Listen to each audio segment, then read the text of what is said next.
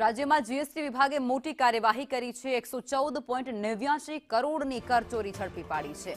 અમદાવાદની ફાર્મા કંપનીની કરચોરી ઝડપાઈ છે। કંપનીએ 20.68 કરોડની ખોટી ઇનપુટ ટેક્સ ક્રેડિટ લીધી હતી।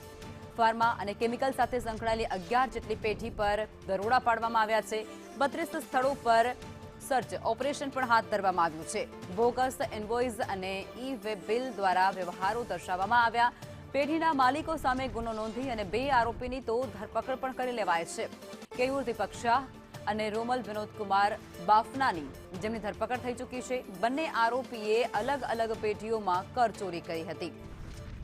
દીપના ફાર્માકેમ એમકેએસ આલ્કાઇલ પ્રાઇવેટ લિમિટેડના પણ કરચોરીનો કેસ તેના પણ સામે આવ્યો છે અને તેમના પર પણ દરોડા પાડવામાં આવ્યા છે। તપાસ ત્યાં પણ હાથ ધરાઈ છે, સર્ચ ત્યાં પણ થઈ રહ્યું છે।